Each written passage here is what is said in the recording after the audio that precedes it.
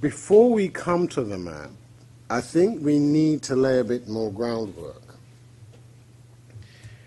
Now, upon your release, following that second incarceration in Ghana, did you travel anywhere outside Africa? After my release from Ghana, I went straight to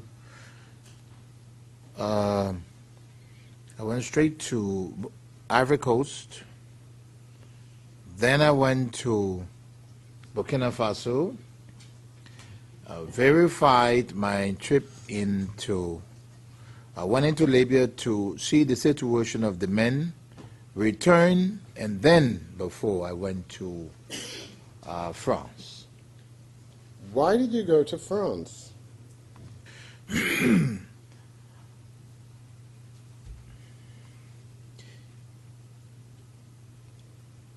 I did not put the second MPFL together alone. This second MPFL was put together by those of us. I remember saying to the court, there was a group in La Côte d'Ivoire. Now, working along with us in La Côte d'Ivoire was a gentleman called Tonnier King. Pause there, please. How do you spell the first name? Tonnier. T-O is the file name. T-O-N-Y-I-A, I want to believe. If it's wrong, we can correct it another day.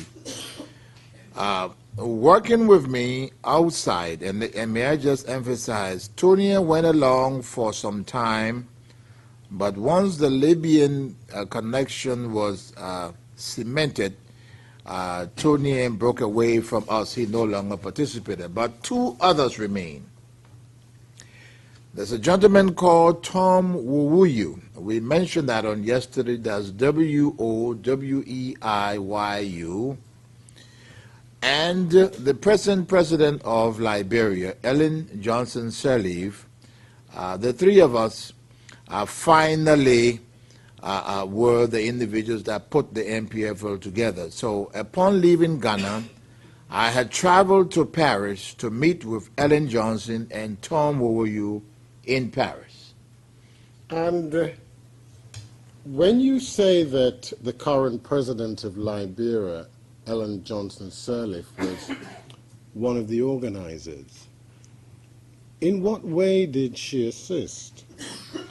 Oh, Ellen. Ellen is an old revolutionary. She's been involved in, she was involved in part with the first MPFL. That was not new to Ellen. Which first MPFL? I remember I told the court that the first invasion into Liberia that was launched by General Kuwompa was called the MPFL. And this second, or maybe it's better to say this continuation of the MPFL, Ellen was also a very good part of it, because Ellen was also a very close friend of General Kuwompa. So she was involved in the Kuwompa coup? Well, I am, when you hear me say she was involved, I will not be able to give you all of the details because I'm sure, from the prosecution questions will come. I was out, but I know she was close to Kuwompa, and the extent of her involvement, if I'm pressed on this, I wouldn't be able to give you the extent, but I do know she was associated with Kuwompa. She associated with the training outside where she knew about it, okay, and she knew about ours. But in my case, she was really involved in helping me financially. Financially how? Oh, Ellen raised money throughout while the training was going on. In fact, I had taken the first two picture groups to her in Paris. She had then moved to the United States. The first two what? Picture groups. The first group, remember I mentioned here just before the break that the trainees went into groups. The first two groups had gone, and I did mention that in the second group was Moses Blah, or Blah. we had pictures of these combatants. So I flew into Paris. We met at Orly Airport, in fact, at the Holiday Inn Hotel at Orly Airport, where I was. She came and I showed her the two sets of pictures. She was very, very pleased. And then this was really to convince her that her efforts were not being wasted in what she was doing. And by that I mean she was doing two things.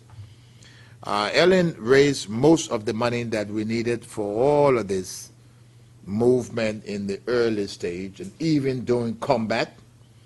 And secondly, I now cannot go back to the United States. She is, if I'm not mistaken, is working with a bank somewhere in the Washington, D.C. area and has tremendous contacts. So we use Ellen to do our so-called diplomatic contacts outside and to raise money.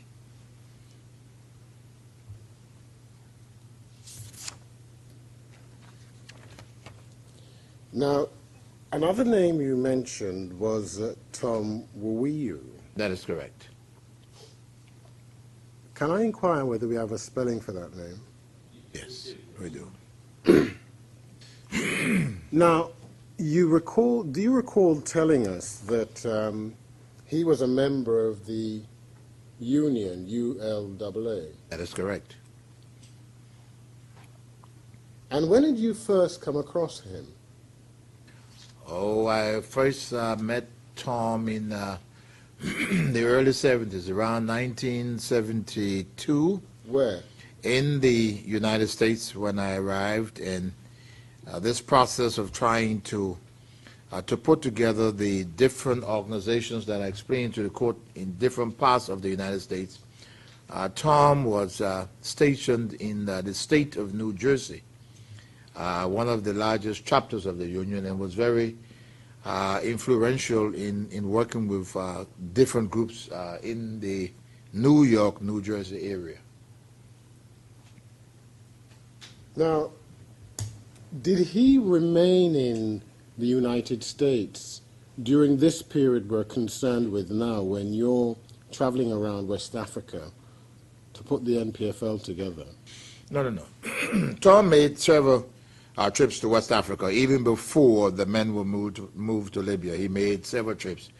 We were in and going through the organizational phase of this, so he made several trips during the organizational phase. Ellen did not come to West Africa to see me during this phase of putting men together. She was busy in Washington. But, you know, Tom was in direct contact with her, and whatever little funds she could raise, he would bring it down. We moved to Libya. Tom is still coming in and out. He goes to Libya many, many times, even when I can't be there, because I do not live in Libya. I want to visit the camp, maybe for a day or two, live at the Mataba, come back. Tom is moving up and down, but Ellen doesn't come. Now, so we've dealt with Tom Wuwiyu. I just want to ask you a little bit more, please, about Ellen Johnson Sirleaf. When did you first met her? Oh, Ellen. Ellen was in Liberia during the coup years of 1980. Ellen was there. Ellen had an apartment at a penthouse on Broad Street at top of the Ministry of Education building. So she was there. She went and came and became very friendly, very, very friendly. With whom? With General Thomas Kuwampa. And what about you? Were you friends with her? Oh, yes, I knew Ellen at that time, exactly. Because Kuwampa went nowhere almost without me, of course. We got to know each other then. Yes. My question is very simple. Were you friends with her? Well, I would say yes, because she was very close to my friend General Kuwampa, so we became friends. And what about Johnson Sirleaf's relationship with Doe? No, to the best of my recollection, Ellen really never got along with Doe. And what happened to Ellen after the October 1985 elections in Liberia? Oh, to the best of my recollection, I think Ellen was arrested. By whom? By Samuel Doe, who was the president.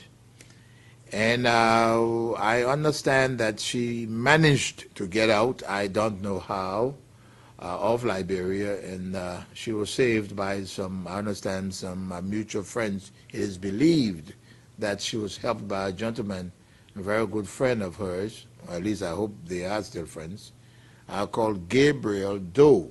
I understand assisted in getting her out of the country when she got out of prison. Now, so putting all of this together, who were the main people in putting together this second NPFL? Ellen Johnson Sirleaf, Charles Gankey Taylor, and Thomas Wowoyu. Finally. Were there others involved in an organizational capacity? Not really. Not really. I just mentioned to the court that there were others that dropped, including the gentleman I mentioned, Tony King. He dropped aside because he just wouldn't go to Libya. He was just frightened he wouldn't go there. We're talking about the Cold War period, and that name, Libya, was almost like Black Snake. You know, we appreciated Libya for what they were doing, supporting the whole Pan-African idea, so we were not frightened to be labeled whatever they wanted to call us. Now, Tonya King, what was his background? Tonya King is married to the daughter of the late President William Ira Talbot, that we discussed here, that was killed in the coup d'etat by Doe. And immediately thereafter, he settled in La Côte d'Ivoire. Now, was Tonya King in a position to provide any particular assistance to those seeking to put together the NPFL? Oh, definitely. Tonya assisted in providing little food, the contact. He's in La Côte d'Ivoire living with his wife. He's known by all of the senior people in the Ivorian establishment. Why? Remember I spoke about Daisy being married to A.B. Talbot, the son of the late William Ira Talbot, whose sister is married now to Tonya King. So there is sympathy in the establishment for that family in total. And so he helps substantially. He helps in whatever way he can. And I'm saying to you, he breaks away at the Libyan part that apparently he just couldn't take, I guess. Apart from contacts with the Ivorian establishment, did he have any other contacts in Côte d'Ivoire? Yes, of course. Tonya had been a very... He was trained in the intelligence field. In fact, at the time of the coup d'etat in Liberia, Tonya is what we call Commissioner of Immigration and Naturalization, which is a part of the security establishment. He had good friends among the British and American embassies in Ivory Coast. He had very good contacts. Contacts with whom within those embassies? Of course, the officials, the ambassador, the intelligence people, he knew all of them. Intelligence people like whom? I don't know the names of the individuals, but when we talk about intelligence from the United States, especially external intelligence, we're talking about what? The Central Intelligence people. He did not introduce us to them because he's an intelligence officer, but he had extensive contacts with them. And was that of assistance to the NPFL? Well, I didn't ask Tonya where he got his little money from, but he assisted with little funds and meals, And things were just made easy for us. Remember now, moving people across West Africa from Ivory Coast to Burkina Faso to Libya, there was no leakage anywhere. No one, nowhere, anywhere on this planet knew at that particular time that Charles Taylor was training people in Libya. So I must assume that those connections were used very well because we moved people throughout that region. We got travel documents for them. So Tony used his links very well. Let me just pause for a moment. Dealing with the same topic, did you have a secretary when you were at the GSA, Mr. Taylor? Yes. Can you recall her name? Yes. What is it? My secretary at the General Services Agency was called Grace B. Minor. It was not just secretary, it was something like an assistant directorship and special assistant.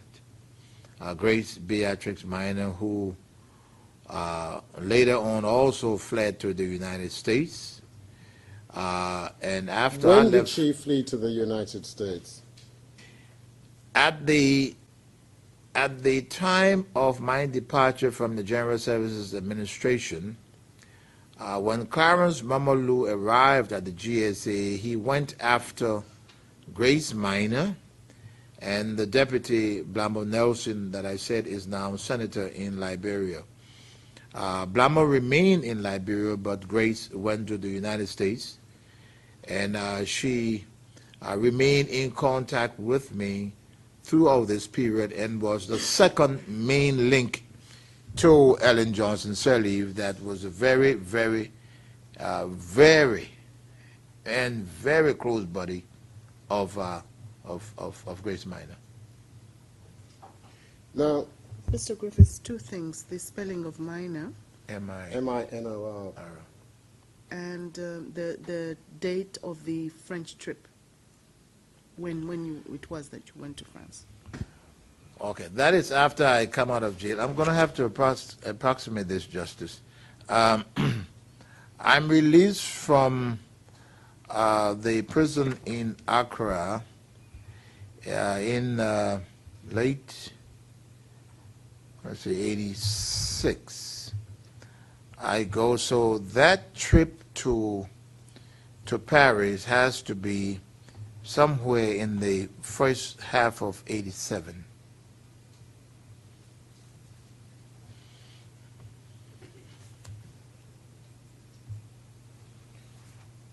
Now, so that's Grace Minor.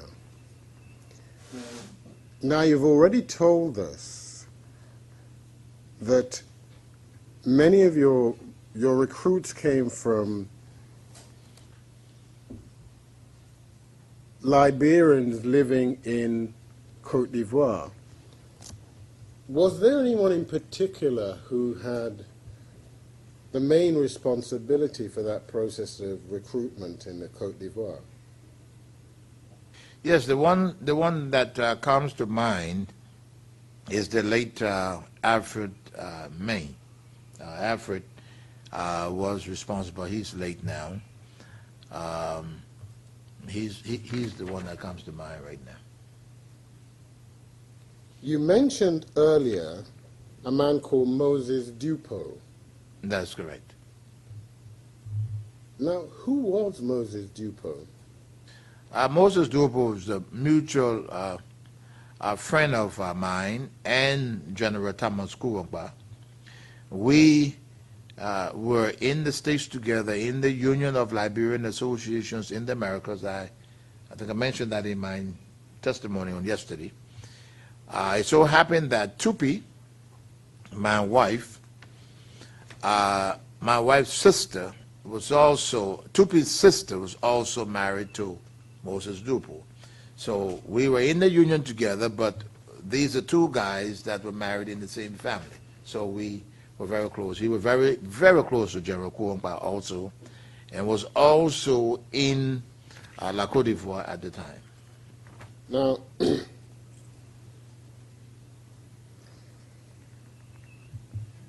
You spoke of a split with Tonya King over the Libyan connection.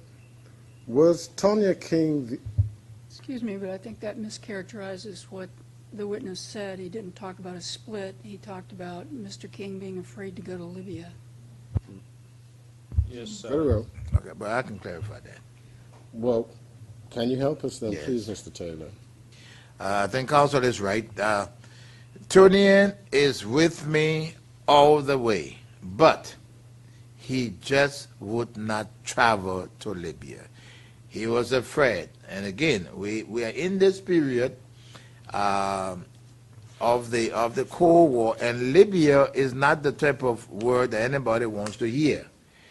And just to, I don't want to use the word speculate because the court does not accept that, but my own guess, I'll put it this way, is that Tonya has intelligence connections, and maybe it's good that he didn't go, because his connections with the diplomatic committee in Ivory Coast just might have exposed him.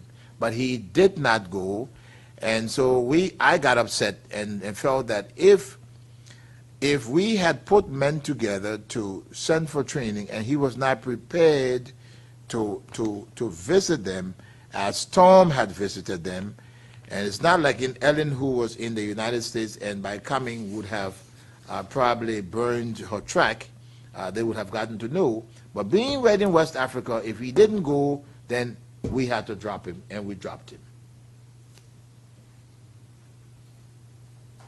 Was anybody else dropped from the original organizing group? No, nobody else was dropped. The Moses Duopos of this world and the other people, as we advanced in this process, maybe I can see where your question